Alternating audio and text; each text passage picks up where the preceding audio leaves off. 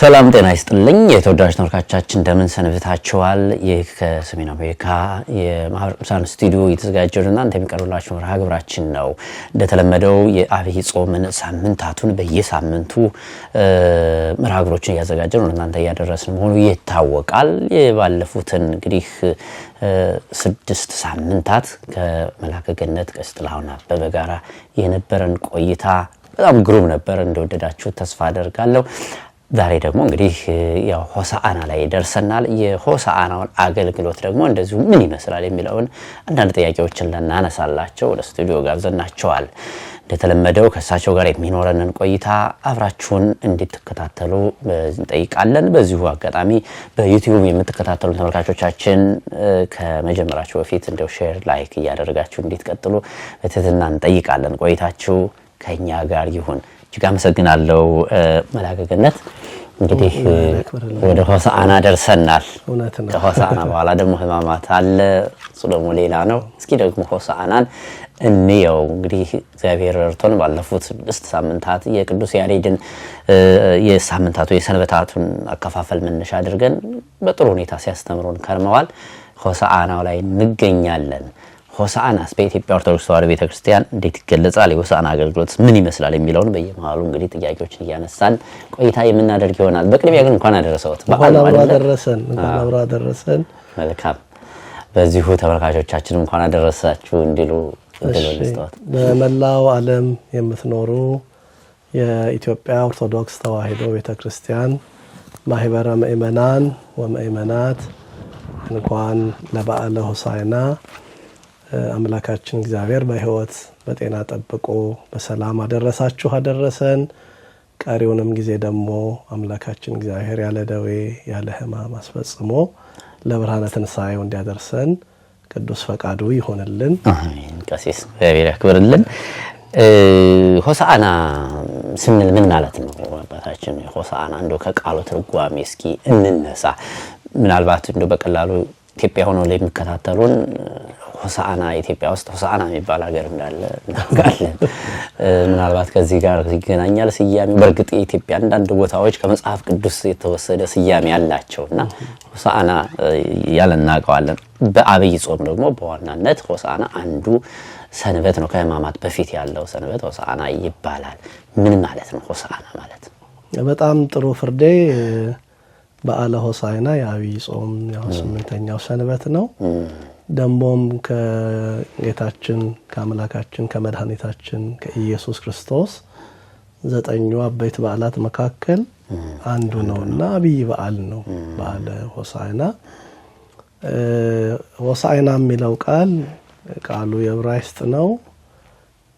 ትርጓሜውም እባክህ አሁን አድን ወይም መድኃኒት ማለት ነው። በዚህ በመዝሙር 117 ቁጥር 25 ላይ መዝሙር 117 ቁጥር 25 ላይ እባክህ አሁን አድን እባክህ አሁን አቅና እያለ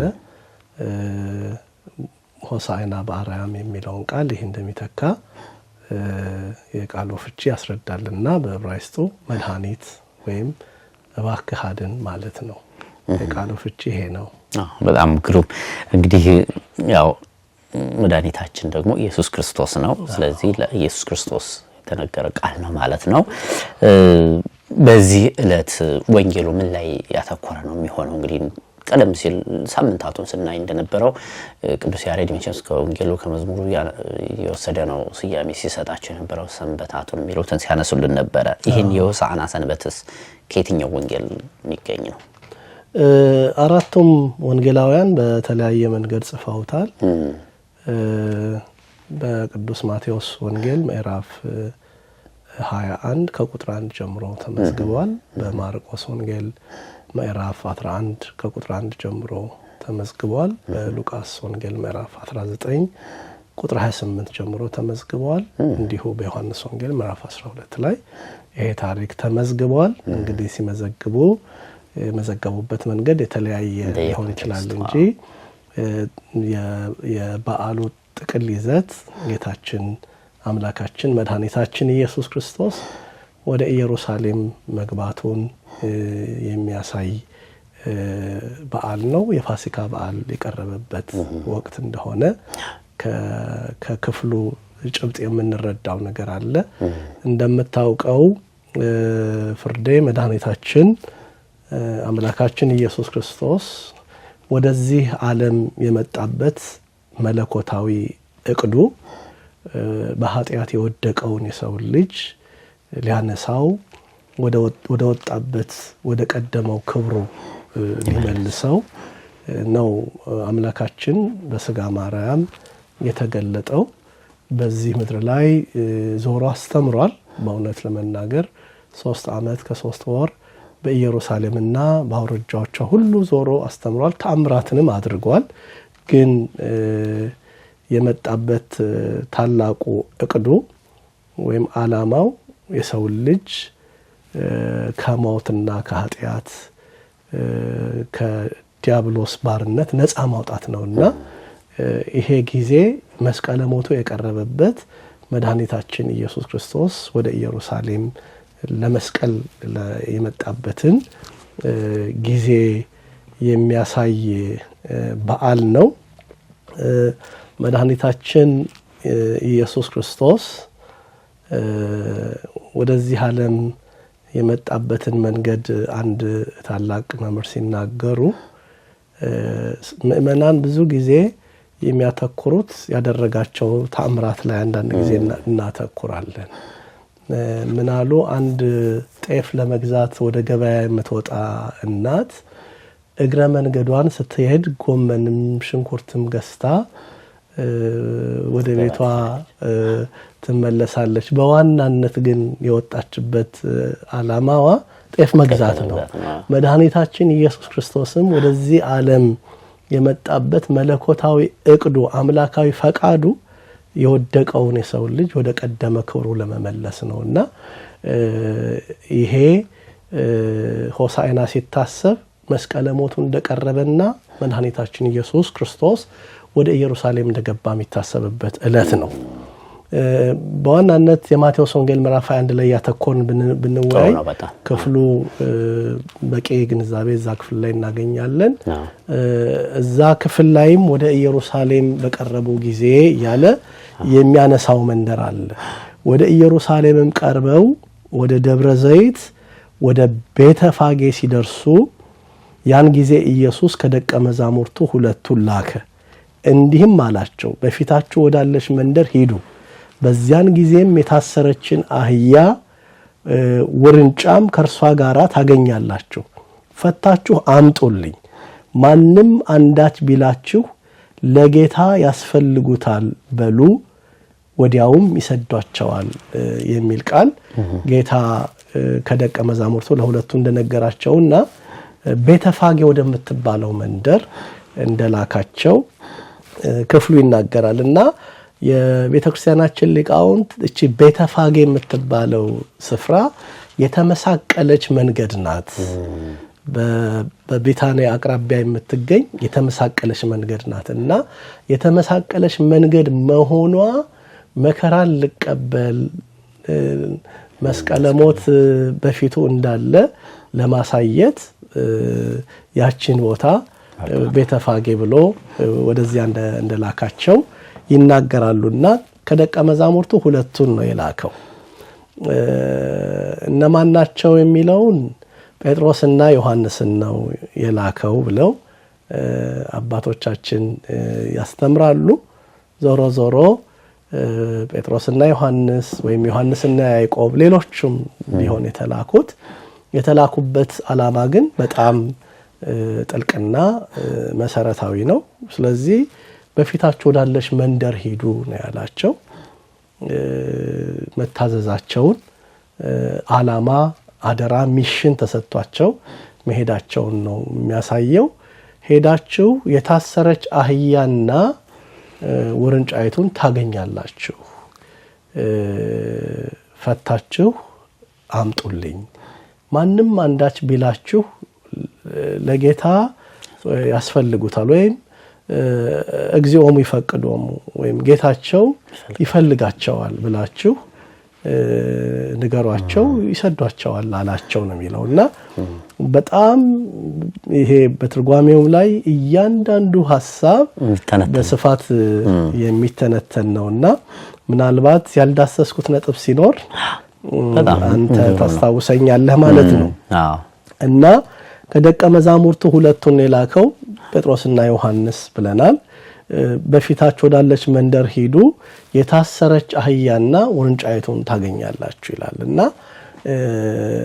ጊዜው የታሰሩ ሁሉ የሚፈቱበት ጊዜ እንደደረሰ ቅድም እንዳልኩት የክርስቶስ መከራው ሞቱ በኃጢአት የታሰሩ ሁሉ የሚፈቱበት በዲያብሎስ ቀንበር የተያዙ የታሰሩ ሁሉ የሚፈቱበት ጊዜ እንደደረሰ የሚያጠይቅ ነውና የታሰሩ አህያና ውርንጫይቱን ታገኛላችሁ አላቸው ይላል እና ፈታችሁ አምጡልኝ። ይሄ የሐዋርያትን ስልጣንም ያመለክታል። ትዝ ይልህ እንደሆን ከትንሣኤው በኋላ በዚህ በማቴዎስ ወንጌል ምዕራፍ 28 ቁጥር 20 ላይ መድኃኒታችን ኢየሱስ ክርስቶስ በመጨረሻው ሰዓት ከእርገቱ በፊት ለደቀ መዛሙርቱ እንዲህ አላቸው፣ እፍ አለባቸው፣ መንፈስ ቅዱስን ተቀበሉ። እናንተ በምድር ይቅር ያላችሁትን እኔ በሰማይ ይቅር እላለሁ። እናንተ ያሰራችሁት በምድር በሰማይ የታሰረ ይሆናል ካላቸው በኋላ ሂዱና አሕዛብን ደግሞ በአብ በወልድ በመንፈስ ቅዱስ ስም እያጠመቃችሁ እያስተማራችሁ ደቀ መዛሙርቴ አድርጉ፣ እስከ ዓለም ፍጻሜ እኔ ከእናንተ ጋር ነኝ እንዳለ ሐዋርያት ስልጣን የተሰጣቸው እንደሆነና ይሄ ሄደው መፍታታቸው የሐዋርያትን ስልጣን ያመለክታል። ዛሬም በኦርቶዶክሳዊት ቤተክርስቲያን ትምህርት ይሄ አፖስቶሊክ ሰክሴሽን የምንለው ሐዋርያዊ ስልጣን የምንለው ዛሬም ድረስ ከቅዱስ ጴጥሮስ ጌታ ለቅዱስ ጴጥሮስ በማቴዎስ ወንጌል ምዕራፍ 16 ቁጥር 13 ላይ በፊልጶስ ቂሳሪያ ከጠየቀው በኋላ ሰዎች የሰው ልጅ ማን ይሉታል ብሎ ሲጠይቅ አንተ ውእቱ ክርስቶስ ወልደ እግዚአብሔር፣ አንተ ክርስቶስ ያው እግዚአብሔር ልጅ ነህ ሲለው ጴጥሮስ ይሄንን ስጋና ደም አልገለጠልህም የአባቴ መንፈስ ነው ካለው በኋላ ስልጣን እንደሰጠው የመንግስተ ሰማያት መክፈቻ ሰጣለሁ፣ በምድር ያሰርከው በሰማይ ታሰረ ይሆናል እንዳለ ዛሬም የኛ ቤተክርስቲያን ይሄንን የስልጣን ሐረግ ወይም ደግሞ ሐዋርያዊ ስልጣን ሃይራርኪው ስልጣኑ ከዚያ ዘመን ጀምሮ እንደመጣ የቤተክርስቲያናችን ትምህርት ነውና ፈታችሁ አምጡልኝ የተባሉት ሐዋርያቱ ናቸው።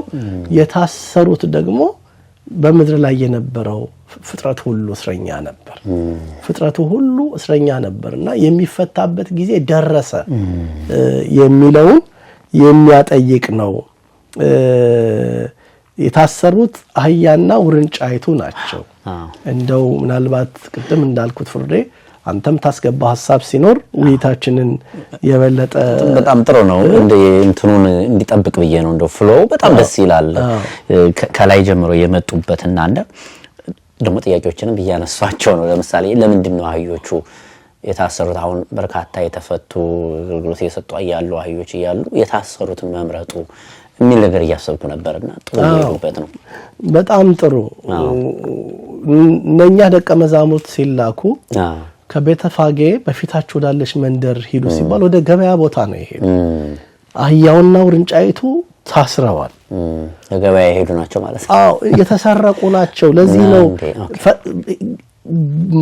ለምን ተፈታላችሁ ቢሏችሁ ጌታቸው ይፈልጋቸዋል ሲሉ ሰደዷቸው ነው የሚል። ባለቤታቸው ሌላ ነው እና ወደኛ ህይወት ስናመጣው እነኚህ አህዮቹ የተባሉት ታላቂቱ አህያ የአይሁድ ምሳሌ ናት ይላሉ። አይሁድ ቀንበር ይሸከማሉ ይችላሉ፣ ህግም ስርዓትም አላቸውና አህዛብ ግን ህግም ስርዓትም የላቸውም፣ ቀንበር አይችሉም። ስለዚህ ህዝብና አህዛብን ከኃጢአት ስርዓት የሚፈቱበት ነፃ የሚወጡበት ጊዜ እንደደረሰ ነው። ይሄ ክፍሉ እንግዲህ ዋናው መልእክቱ ይሄ ነውና የሰረቃቸው ደግሞ ዲያብሎስ ነው። ዲያብሎስ ሌባ ነው። የዮሐንስ ወንጌል ምዕራፍ 8 ቁጥር 34 ጀምሮ ሌባ ሌባ ነው ያለው። በሌላም ክፍል ላይም ሌባ ሊሰርቅና ሊያጠፋ ይመጣል ተብሎ የተነገረለት ዲያብሎስ ነው። ሌባ እንዳይሰርቃችሁ አዎ። ስለዚህ እነኚህ ተሰርቀው የነበሩት አዳምና ሔዋን ከእግዚአብሔር የተርላው መንደር ከደስታው መንደር ከገነት ተሰደው የወጡት አዳምና ሔዋን ወደ ቀደመ ክብራቸው የሚመለሱበት ጊዜ መድረሱን ሲያመለክት ሄዳችሁ የታሰሩትን አህዮች ፈታችሁ አምጡልኝ አለና ምናልባት በዚያ ጊዜ በወልደ እግዚአብሔር ሞትና ትንሣኤ የተገኘውን አርነት ወይም ደግሞ ከሰይጣን ስራት መፈታት ብቻ ሳይሆን ዛሬም ሰዎች በተለያየ የኃጢአት ማሰሪያ ታስረው ነው ያሉት። በሱስ የታሰሩ አሉ፣ በበደል የታሰሩ አሉ፣ በልዩ ልዩ ኃጢአት ታስረው ያሉ አሉ። ካህናት ዛሬም ይሄ ስልጣናቸው ነው። የታሰሩትን የሚፈቱ እየናዘዙ የኃጢአት ስርየት የሚሰጡ ካህናት ናቸው። ዛሬም ወደ ቤተክርስቲያን የሚመጡ ወደ ካህናት የሚመጡ በሱስ የታሰሩ በባዕድ አምልኮ የታሰሩ በሰይጣን ክፉ ምክር የታሰሩ ዛሬም በካህናት ስልጣን የሚፈቱ መሆናቸውን የሚያሳይ ነውና በአጭሩ እነኚህ ሁለቱ አህዮች አይሁድንና አሕዛብን ይወክላሉ። እኛንም በዚህ ዘመን ያለውን እኛንም ይወክላሉ። በኃጢአት የታሰሩት ውስጥ ያሉት እኛንም ይወክላሉ። ለምንድን ነው ክርስቶስ ደቀ መዛሙርቱን መላክ ያስፈለገው? አንድም ከቻለ በተአምራት አህዮቹን ራሱ ማዘዝ ይችላል። የሚሳነው ነገር የለም። ወይ ደግሞ ሮይዶም አህዮቹ እነዚህን አህዮች ፍቱ ማለት ይችላል። ልክ ቤተ መቅደስ ገብቶ ገበታውን እንደገለባበጠው። በዚህ ወቅት ግን ሂዳችሁ አህዮቹን የታሰሩት አህዮች ፈታችሁ አምጡልኝ ነው ያለውና ደቀ መዛሙርቱን መላኩ ምንን ለማስተማር ይሆናል? አንደኛው የሐዋርያትን ስልጣን መስጠት ነው። የሐዋርያት ስልጣን መስጠቱን ማሳየቱ ነው። በመጨረሻም ጌታችን ከትንሣኤም በኋላ ምንድን ነው ያለው? ወደ ዓለም ሁሉ ዳርቻ ሂዱ ነው ያላቸው። በቃ እና እነኚህን ደቀ መዛሙርቱን ሄዳችሁ ፈታችሁ አምጡልኝ ባይል ኖሮ ዛሬ እናንተን ማን ላካችሁ የሚል በተነሳ ነበር። ስለዚህ ሐዋርያት የተላኩ ናቸው፣ መልእክተኞች ናቸው፣ ልዑካን ናቸው። ሐዋርያ ማለት ደግሞ እግረኛ ማለት ነው፣ በየሀገሩ የሚሄድ ነው። ዳዊት እዚህ መዝሙር 19 ነው እንደዚህ ላይ የሚል ቃል ይናገራል። ውስተ ኩሉ ምድር ወፃ ነገሮሙ ወስከ አጽናፈ ዓለም በፃ ነቢቦሙ። ቃላቸው እስከ ምድር ዳርቻ ወጣ፣ ነገራቸው እስከ ዓለም ዳርቻ ድረስ ተሰማ እያለ የሐዋርያትን ትምህርት ዳዊት አስቀድሞ በመዝሙር በዚህ መልኩ አውስቶታልና በዋናነት ፍርድ ያንተ ላቀረብከው ጥያቄ ሐዋርያትን የመላኩ ሐዋርያትን ጌታ የማዘዙ ዛሬም ይሄ ሐዋርያዊ ስልጣን ወይም ይሄ ሐዋርያዊ አደራ ከጌታ የተገኘ መሆኑን ለማጠየቅ ነው። ለምን አህያ ተመረጠች የሚለውን እናንሳ። ብዙ ነገሮች እኮ የታሰሩ ይኖሩ ይሆናል። በዛ ጊዜ አህያ ብቻ አይደለች የታሰረችው፣ ፈረስም በቅሎም ታስረው ይሆናል። ሌላም እንስሳ ነበረና አህያዋን መምረጡ ምንድነው ምሳሌው? አንደኛ አህያ ከእንስሶች ሁሉ የተናቀች ናት። አህያ ለመስዋዕትነት አትቀርብም እና የተናቀችውን አህያ ለመስዋዕት የማትቀርበውን አህያ ጌታችን ሂዱና እርሷን ፈታችሁ አምጡልኝ ማለቱ ልክ እንደዚሁ የተናቁትን በኃጢአት በበደል ምክንያት የተናቁትን አሕዛብን በኃጢአት በበደል ምክንያት ኃጢአት የከበደባቸውን በደል የከበደባቸውን አይሁድንና አሕዛብን ለመፍታት አርነት ለማውጣት መምረጡን ነውና የሚያሳየው። ትልቁ አህያ ከእንስሳት ሁሉ የተናቀች መሆኗ፣ አህያ አእምሮ የጎደላት ናት ይላሉ እንደውም ሊቃውንትና አእምሮ የጎደላቸውን አይሁድን አእምሮ የጎደላቸውን አሕዛብን በተለይ አይሁድ መድኃኒታችን ኢየሱስ ክርስቶስ መንደራቸው ተወልዶ ተአምራት ያደረገ ያስተማረ እንኳን ሊወዱት ሊያምኑት ሊቀበሉት አልፈቀዱም ነበር እና እነኚህ አእምሮ የጎደላቸውን አይሁድን ለመግለጥ አህያይቱን ምሳሌ አድርጎ በእነሱ አንፃር አህያውና ውርንጫይቱን ፈታችሁ አምጡልኝ ማለቱ ለዚህ ነው እና በዋናነት ግን አስምረን ልንይዘው የሚገባው ቅድም አህያ ለመስዋዕት አትቀርብም እንዳልነው የተናቁትን ቅድስና የጎደላቸውን ዲያብሎስ የራሱ ባሮች ያደረጋቸውን አህዛብንም አይሁድንም ነፃ ለማውጣት ጌታችን መምጣቱን ለማጠየቅ ነው። እንግዲህ በአህያዋና በውርንጭላዋም ላይ ተቀምጦ ወደ ኢየሩሳሌም ገባ የሚል ነገር አንስተውልኛል ቀደም ብሎ። ምናልባት እንደው ታሪኩን ፍሰቱንም ለመጠበቅ ነው። ከየት ነው ወደ ኢየሩሳሌም የገባው? ወደ ኢየሩሳሌም መሄድ ስለምንድን ነው ያስፈልገው በዚህ ሰዓት በዚህ ወቅት?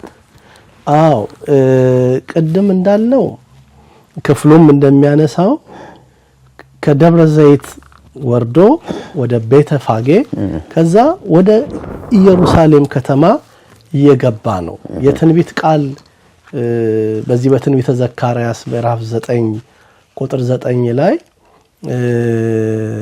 ለጽዮን ልጅ እነሆ ንጉስሽ የዋህ ወይም ሀዳጌ በቀል ሆኖ ወደ አንቺ ይመጣል በሏት የተባለው ለኢየሩሳሌም የዋህ ሀዳጌ በቀል ማለት በቀልን የማይቆጥር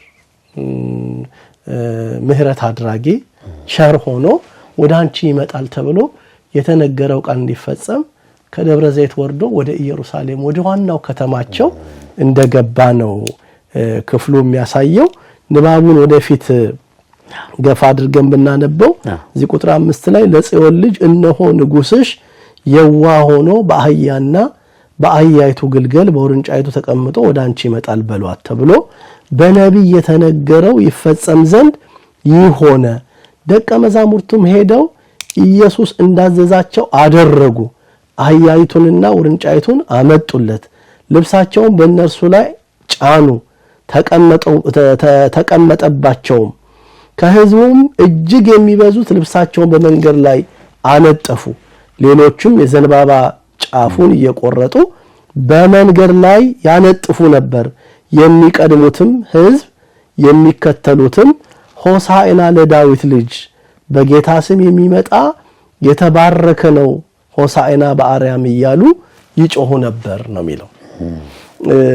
እንግዲህ ጌታችን በአህያና በውርንጫይቱ ላይ በተአምራት ተቀምጦ ወደ ኢየሩሳሌም ሲገባ ብዙዎች አይተው በአህያዋ ላይ ልብሳቸውን አነጠፉ፣ በመሬትም ልብሳቸውን አነጠፉ።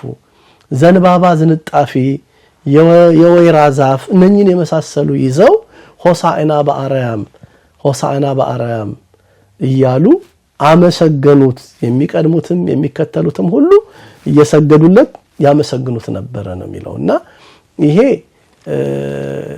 የኢየሩሳሌም ሕዝብ በከተማይቱ ያሉት ሁሉ ይሄ መድኃኒት የተባለው ክርስቶስ መምጣቱን አስበው መድኃኒት መጣልን፣ የዳዊት ልጅ ኢየሱስ ክርስቶስ በመዋዕለ ሥጋዌው ከተጠራባቸው ስሞች መካከል አንዱ ወልደ ዳዊት የሚል ስም ነው።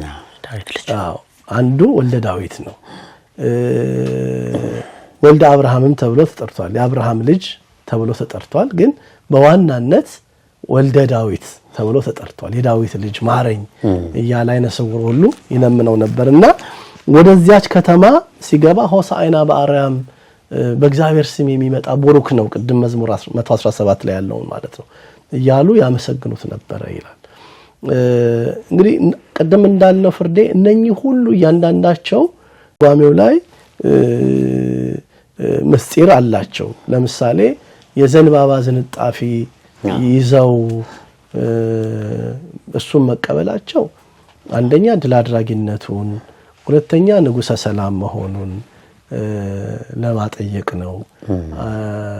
ለአብርሃም ይስሐቅ በተወለደበት ጊዜ የሳራ ቤተሰቦች ሳራን በስተርጅናዋ እግዚአብሔር ጎበኛት ብለው የጎበኛትን እግዚአብሔርን ለማመስገን የዘንባባ ዝንጣፊ ይዘው እግዚአብሔር ድል አድራጊ ነው፣ ዘመናው ያለፈውን ሳራን ጎብኝቷታል እያለው የዘንባባ ዝንጣፊ ይዘው እግዚአብሔርን አመስግነውታል። እስራኤል ከግብጽም ባርነት በወጡ ጊዜ እግዚአብሔር ጠላቶቻቸውን ሁሉ ድል እንደነሳላቸው በማሰብ የዘንባባ ዝንጣፊ ይዘው እግዚአብሔርን አመስግነውታልና አንደኛው ወደ ኢየሩሳሌም ሲገባ የመጣው ንጉሠ ሰላም ነው፣ የመጣው ድል አድራጊው ነው እያሉ የሰላም ንጉሥ መሆኑን አለቅነት በጫንቃው ላይ ነው ብሎ ዘስልጣኑ ዲበ መትከፍቱ ስልጣኑ በትከሻው ላይ ነው ወይም ደግሞ ስልጣን የርሱ ነው ብለው በትንቢተ ኢሳይያስ ላይ ተነገረለት እርሱ መድኃኒታችን ኢየሱስ ክርስቶስ ድል አድራጊ ነው ሲሉ የዘንባባ ዝንጣፊ ይዘውለታል። ዘንባባ እሾሃማ ነው አንተም ድል አድራጊ ነህ ሲሉት ነው።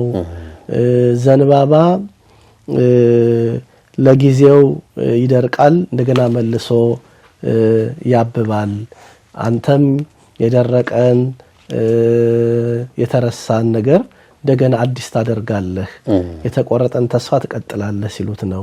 ዘንባባ ቢያቃጥሉት እሳት ይለበልበዋል እንጂ ጨርሶ አያጠፋውም፣ ያንተም ስልጣንህ የማይመረመር ነው። እንደዚህ እያሉ የቤተክርስቲያናችን አባቶች ዘንባባን በዚህ ይወክላሉ። በአህያ ላይ መቀመጡን ደግሞ ምንድነው ነው የሚያነሱት አባቶቻችን? በቀደመው ዘመን በእስራኤል ዘንድ ጦርነት ባለ ጊዜ በፈረስ ላይ ተቀምጠው ዘንግ ይዘው ይታያሉ፣ ጦር ሰብቀው ይታያሉ። በዘመነ ሰላም ደግሞ በአህያ ላይ ሆነው መነሳንስ ይዘው ይታያሉና በአህያ ላይ መቀመጡ ጊዜው የሰላም ነው ማለቱ ነው። ዘመኑ ዘመነ ሰላም ነው፣ የመጣውም ደግሞ ንጉሠ ሰላም ክርስቶስ ነው ለማለት ነው ብለው የኛ አባቶች ይሄን በዚህ መልኩ ያስተምራሉ፣ ይተረጉማሉ። ተርጓሚያችንም ላይ ሄማል በጣም ነው የሚገርመው ቃል ያሰማልን። ተወዳጅ ተመልካቾቻችን ቆይታ እያደረግን ያለነው ከመላከ ገነት ቀሲስ ጥላሁን አበበ በምስካየ ኅዙናን መድኃኔዓለም ቤተክርስቲያን ቨርጂኒያ አስተዳዳሪ ናቸው። እንዲሁም የሀገረ ስብከታችን የስብከተ ወንጌል ኃላፊ ናቸው። እንግዲህ ሆሳዕና በጣም ብዙ ትርጉም አለው። ከዘጠኙ አበይት የጌታ በዓላት መካከል አንዱ ነው። ደግሞም የአብይ ጾም የትንሣኤ መዳረሻ 8ኛ ሳምንት ነው። ሆሳዕና ብዙ ምስጢር አለው። ከብዙ በጥቂቱ ነው እያነሱልን የሚገኙት መላከ ገነት። እንደው ቅድም ታሪኩን ሲተርኩልን ስለ አህዮቹ ታሪክ ሲያነሱ ለምን ትፈታላችሁ ቢሏችሁ ለጌታ ያስፈልጉታል በሏቸው አለ። ለጌታም በርግጥ የማያስፈልግ ነገር የለም፣ ግን አህያ በጣም አስፈላጊ ነበረች ማለት ነው ለጌታ ማለት ነው። እንግዲህ ቅድም የተናቁት ሁሉ ያስፈልጉታል፣ ለእግዚአብሔር አያስፈልገውም የሚባል ፍጥረት የለም። ደም አፍሳሹ ነፍሰ ገዳዩም ቢሆን ከተመለሰ እርሱ ይፈልገዋል። ለዚህ ነው በማቴዎስ ወንጌል ምዕራፍ 11 ቁጥር 28 ላይ እናንተ ደካሞች ሸክማችሁ የከበደ ወደ እኔ ኑ አሳርፋችኋለሁ የሚለው።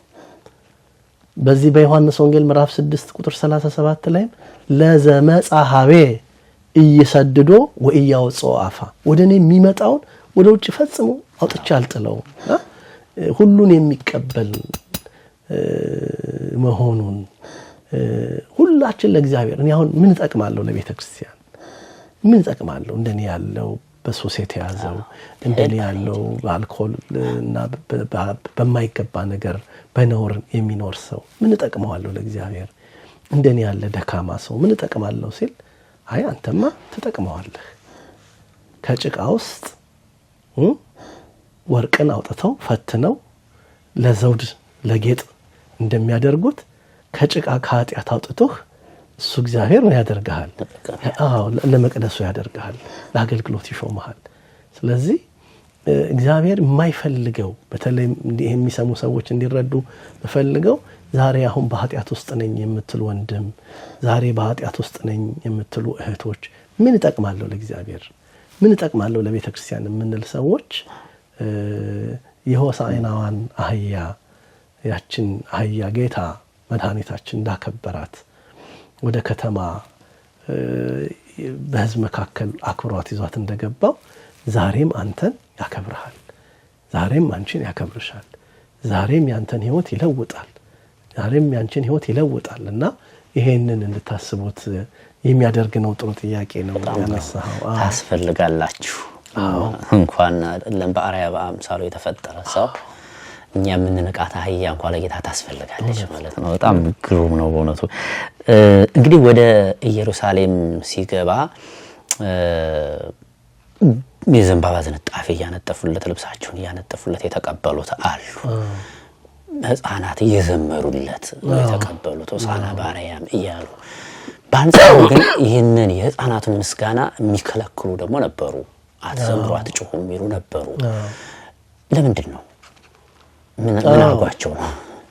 እንግዲህ አባቶቻችን ይሄንን የጌታን ምስጋና የሚጠላውን ሰይጣንን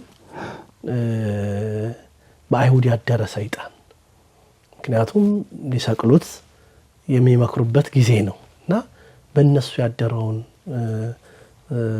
ሰይጣን እንዳያመሰግኑ ያደረጋቸው ሊያሳፍር እግዚአብሔር ህፃናትን ብቻ አይደለም በቢታንያ ያሉ ድንጋዮችን በቤተ መቅደሱ ደጅ ያሉ ድንጋዮች እንዲያመሰግኑት ያደረገበት ነው።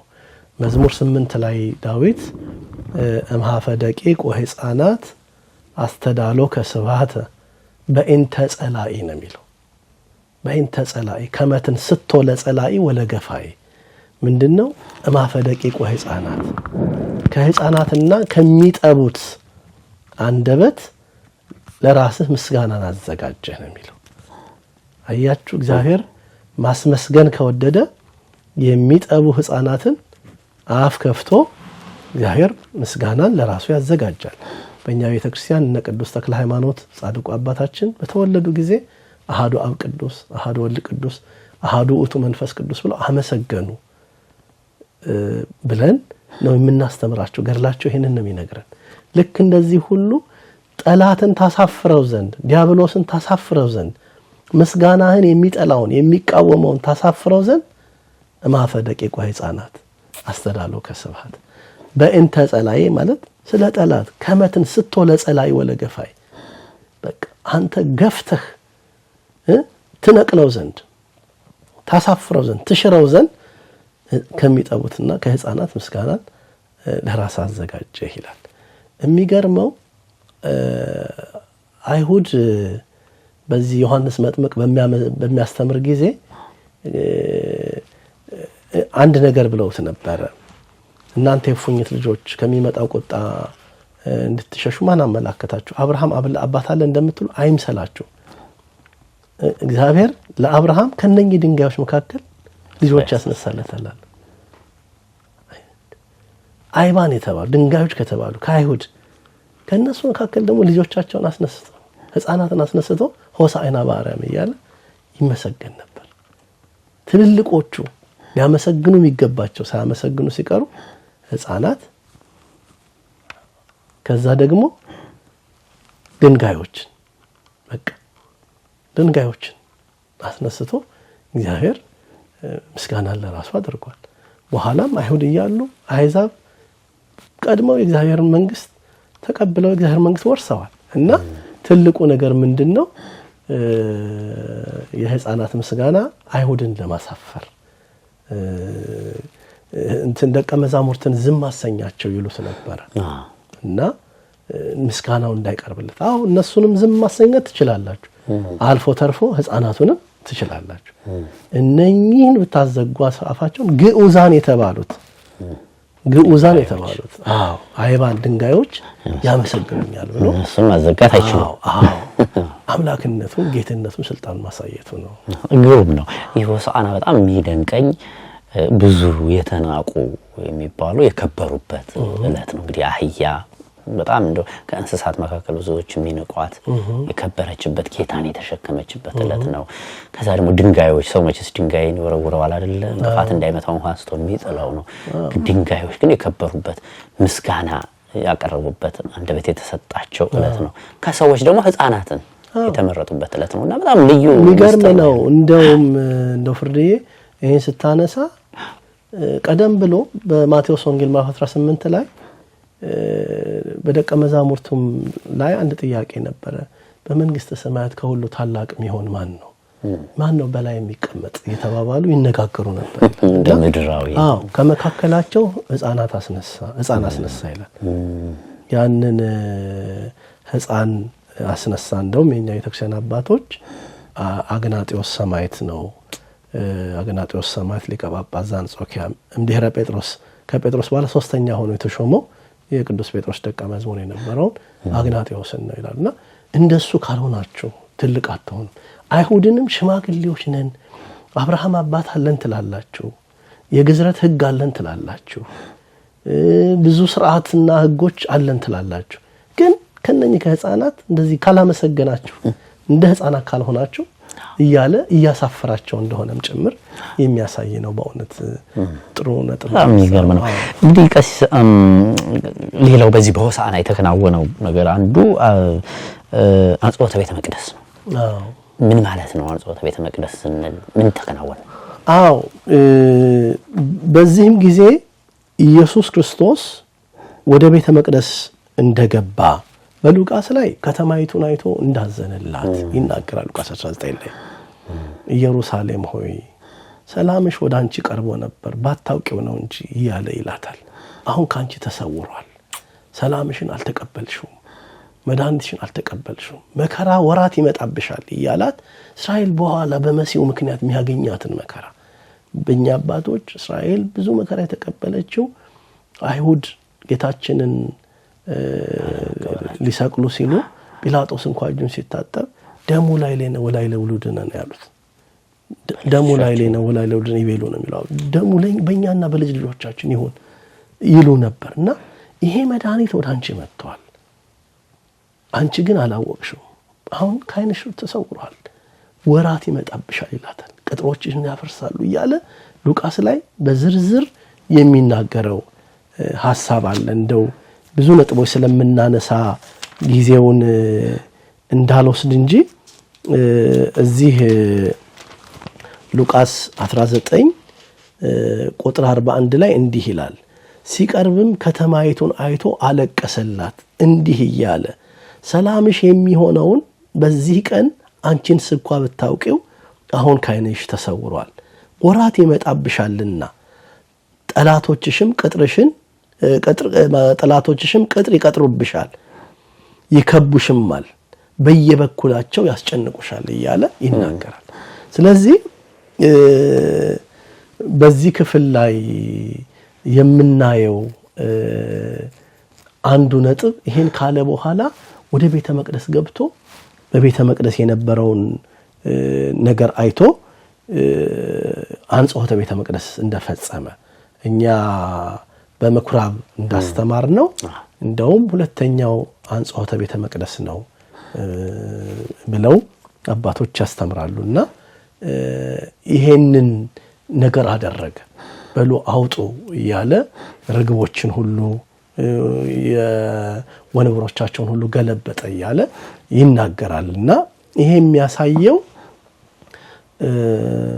አንደኛ ባለፈው እንዳየነው የኦሪትን ጊዜ ማለፏን የኦሪት መስዋዕት ማለፉን ሁለተኛ ደግሞ ያን ሁሉ ምስጋና ከልክለው እነሱ በንግድ ተጠምደው ስላገኛቸውም ጭምር ነውና ይሄንን እውነት ነው ይሄንንም የምናይበት ክፍል ነው በጣም ግሩም ነው እንግዲህ ሆሳዕና ይሄንን የመሳሰሉ ምስጢሮች አሉት በርግጥ ካለን ሰዓት አንፃር በትንሹ እየጨለፉ ነው የነገሩ በሰፊው እናብራራው ብንል ብዙ ጊዜ የሚወስድ ጉዳይ ነው የቀረውን ደግሞ በተመልካቾቻችንም እንግዲህ በየቤተክርስቲያናቱ እየሄዱ በሰፊው ደግሞ የሚማሩት የሚያገኙት ይሆናል የሆሳዕናና የኢትዮጵያ ኦርቶዶክስ ተዋሕዶ ቤተክርስቲያንን አገልግሎት ደግሞ በጥቂቱ እናንሳ መልአከ ገነት በጣም ጥሩ ሐሳብ ነው ፍርዴ አው ሰዓቱንም ለማቆጠብ እንደዛ ብናደርግ ጥሩ ነው ግን እንደው ቤተ መቅደስን ካነጻ በኋላ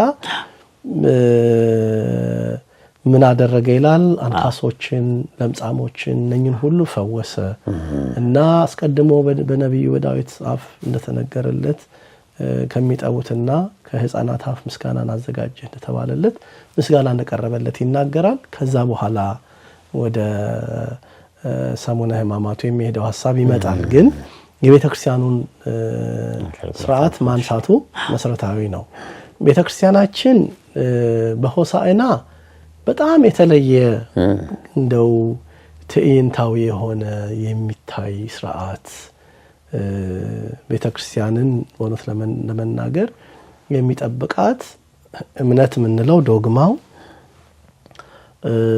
ተውፊት የምንለውና ስርዓት የምንለው ይሄ ባህሉና ስርዓቱ እነኚህ ሁሉ ነገር ናቸው ቤተክርስቲያን የሚጠብቋትና የኛ ቤተክርስቲያን በዚህ ሁሉ ያጌጠች ናት ጠንካራ መሰረት ሃይማኖት ያላት ወይም ትምህርት ሃይማኖት ያላት ጠንካራ ስርዓትና ወግ ያላት ናት የኛ ቤተክርስቲያንና በሆሳዕና የሚደረገው መንፈሳዊ ስርዓት ሁሉ አስተማሪ ነው እንደው አንዱን ብቻ ነው እኔ እንድናነሳው መፈልገው ቅዳሴውን ብናነሳው ደስ ይለኛል የሆሳዕና ዕለት የሚቀደሰው ቅዳሴ ጎርጎርዮስ የሚባል ነውና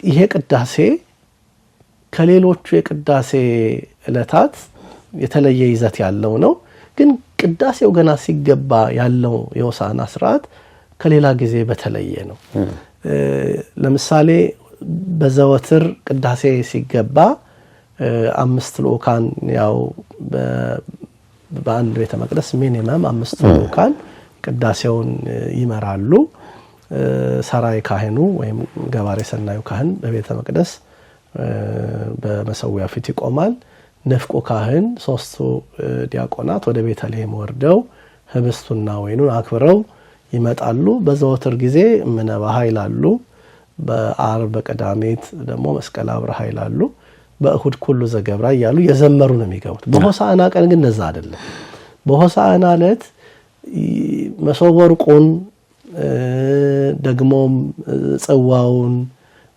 አክብረው ንፍቆ ካህን ጽናሁን ይዞ ቃል አብ ሕያው ዘወረደ ውስተ ደብረ ሲና ወወሀበ ሕገ ለሙሴ ወከደነ ርዕሰ ደብር እያለ ይወርዳሉ ተፈስዮ ቤተልሔም ተብሎ ውዳሴ ማርያም ይደገማል ከዛ ህብስቱን ወይኑን ከቤተልሔም የጌታ ልደቱ ስፍራ ነውና አክብረው ሲመጡ በዋናው በር ነው የሚመጡት በቅድስቱ በኩል ባለው በዋና በር በህዝቡ መካከል ነው አልፈው የሚመጡት እና በህዝቡ መካከል አልፈው መተው በመቅደሱ ደጅ ሲቆሙ ዲያቆኑ በልዑል ዜማ አረሁ ሆሃተ መኳንንት ይላል መኳንንት ደጆቻችሁን ክፈቱ እያለ አዋጅ ያሰማል አርህ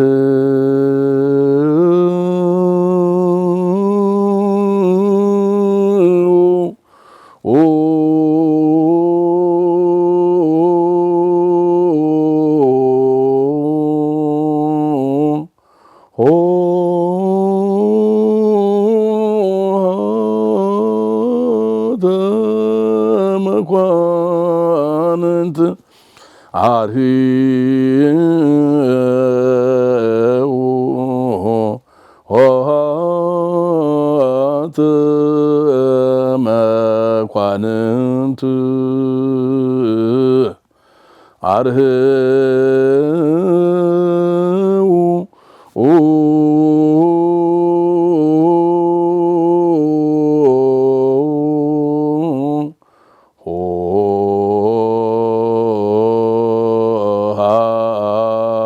ሆሃተ መኳንንት ከዛ ቄሱ ዋናው ቄስ በውስጥ ሆኖ መኑ ውእቱ ዝንቱ ይላል ማን ነው በውጭ ሆኖ አርሁ ሆሃተ መኳንንት የሚለው ክፈቱልኝ የሚለው ማን ነው መኑ ውእቱ ዝንቱ ንጉሠ ስብሐት መኑ ውእቱ ዝንቱ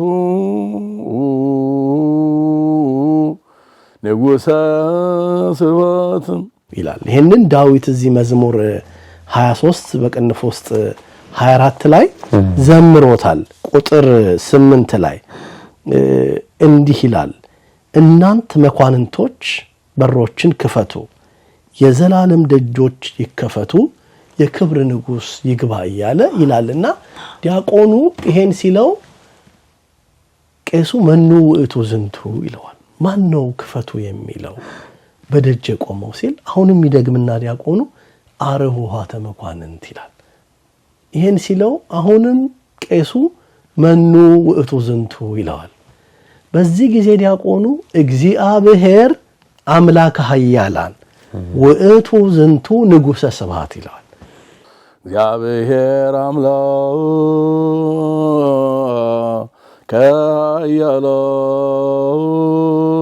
ኃያላን ውእቱ ዝንቱ ንጉሠ ስብሐት ውእቱ ዝንቱ ንጉሠ ስብሐት። በደጅ ቆመው እግዚአብሔር አምላክ የኃያላን አምላክ የነገስታት ንጉሥ የክብር ንጉሥ የምስጋና ንጉሥ እርሱ ነው በደጅ ቆመው አርሁ ብሎ ይደግምለታል። ያኔ ካህኑ ይርበተበታል። መንጦላይቱን ይገልጥና ይባ ንጉሠ ስብሐት ይላል። ከዛ ጊዜ በውጪ መዘምራኑ ይባ ንጉሠ ስብሐት ይባ ንጉሠ ስብሐት እያሉ ይባ አምላከ ምሕረት እያሉ ያመሰግኑታል። ይባ ንጉሠ ስብሐት ይባ አምላከ ምሕረት ሲል ሊቃውንት በውጭ ይባ ንጉሠ ስብሐት ይባ ንጉሠ ስብሐት ይባ አምላከ ምሕረት ይባ አምላከ ምሕረት እና ስርዓተ ቅዳሴው በዚህ መልኩ ነው የሚጀምረው። ይሄ የክብር ንጉሥ የምስጋና ንጉሥ የተባለው መድኃኒታችን ኢየሱስ ክርስቶስ ነው። አምላካችን ነው። አምላካችን ወደ እያንዳንዳችን ሕይወት ውስጥ ይመጣል። መቼም በራእይ ዮሐንስ ምዕራፍ 3 ላይ እነሆ ቁጥር 15 በደጅ ቆሜ አንኳኳለሁ ማንም የሚከፍትልኝ ቢኖር ወደ እርሱ ገባለሁ ይላል። ስለዚህ ዛሬም እግዚአብሔር በቃሉ በኩል በመምህራን በኩል በንስሐ አባቶቻችን በኩል ወደኛ ልብ ያንኳኳል እና እንደው መኑ ውእቱ ዝንቱ ብቻ ብለን መቅረት የለም። ይባ ንጉሠ ስብሐት ብለን የካህናቱን ቃል ተቀብለን ንስሐ ገብተን ስጋው ደግሞ እንድንቀበል ነው እና ይሄ በጣም አስደናቂው ነው። በቃ የክብር ንጉሥ ወደ ኢየሩሳሌም ሲመጣ አይሁድ ደቀ መዛሙርትን ዝም አሰኙት እንዳሉት ሳይሆን ካህኑ ከፍቶ የክብር ንጉሥ ይግባ የምስጋና ንጉሥ ይግባ ነው የሚለውና በዚህ ዕለት ቅዳሴው በዚህ ሁኔታ ይጀምራል። ከዛ በኋላ የቅዳሴው አገልግሎት እንደሌላው ጊዜ ይቀጥላል። ጸልዩ በእንተ አበዊነ ጳጳሳት ኤጲስቆጶሳት እያለ ይቀጥላል። በእንተ ብፁዕ ላይ ሌላ ራሱ ዜማ ይለውጣል። ከዛ ካህኑ በጣም በሚያሳዝን ዜማ ዑደተ ሆሳዕና እያለ የሆሳዕናን ዑደት በቤተ መቅደስ ውስጥ እንዲደረግ ያውጃል። ቃጭል እየተመታ ዘንባባው ተይዞ ጌታ ወደ ኢየሩሳሌም በገባ ጊዜ እንደተቀበሉት ካህናቱ ዑደት በቤተ መቅደሱ ያደርጋሉ እና መድኃኒትነቱን ገለጠ። ከመድኃኒትነቱ የተነሳ ይሄን አደረገ እያለ ካህኑ አዋጅ ያወጀ። በዚያ መንገድ ያ የዑደቱ ስርዓት በቤተ መቅደስ ውስጥ ያለው የመጀመሪያ ቅዳሴው ስርዓት ይከናወናል። ቅዳሴው ካለቀ በኋላ በከተማው ወይም ደግሞ በአሁን ላይ የመጣው ስርዓት ቀድሞ ከማህሌቱ ጋር ተያይዞ የዑደቱ ስርዓት ይከናወናል። ያ የዑደቱ ስርዓት በአራቱም ማዕዘን ከቤተ መቅደሱ ይጀምራል። ከዛ በቅድስቱ ላይ ወሩክ ዘይመጽእ በስመ እግዚአብሔር ተብሎ ይሰበካል። ከዛ በምዕራቡ፣ በሰሜኑ፣ በደቡቡ ከዛ በምስራቁ በአራቱም ማዕዘን ምስባክ ይሰበካል። ጌታችን በአራት ማዕዘን ወንጌል ማስተማሩን ደግሞም በኋላ ወንጌል በሁሉ እንደምትደርስ ለሁሉ እንደምትሰበክ የሚያሳይ እጅግ በጣም ደስ የሚል መንፈሳዊ ስርዓት ያለው በዓል ይከናወንና ወደ መጨረሻው ይኬዳል። መጨረሻው የሚሆነው ጸሎተ ፍትሐቱ ነው። ጸሎተ ፍትሐቱ ለሕያዋን ሁሉ የሚደረስ ጸሎተ ፍትሐት ነው። በሕይወት ያሉ ሰዎች በዚህ በሰሙነ ሕማማት በድንገተኛ ምክንያት ቢሞቱ ቀደም ብለው እንዲታሰቡ የሚደረግ ጸሎት ነውና የጸሎቱ ይዘት አሁን እኛ በመድር ላይ ያለነው በቤተክርስቲያናችን ስርዓት በሰሙነ ሕማማት ፍታት ስለማይደረግ ሞት ያጋጥመን ድንገተኛ ነገር ቢያጋጥመን ምንታሰብበትና ለመጨረሻ ጊዜ እግዚአብሔር ይፍታ የሚባልበት ስርዓት ነው። ከዛ ከሰርከ ሆሳዕና ጀምሮ ወደ ሕማማቱ ነው የሚሄደው። ሕማማቱን አላነሳው 5 ቀን ተኩል ነው የሚሆነው። ያ የዓመተ ፍዳ የዓመተ ኩነኔ ምሳሌ ነውና ያን ዓመተ ፍዳውን ዓመተ ኩነኔውን በማሰብ ከወዲሁ የጸሎተ ፍታት ስርዓት በቤተክርስቲያን ተደርጎ ሰርወተ ሕዝብ ይሆናልና የሆሳዕና በዓል ይሄን ይመስላል። ሆሳዕና በዚህ ይጠናቀቃል።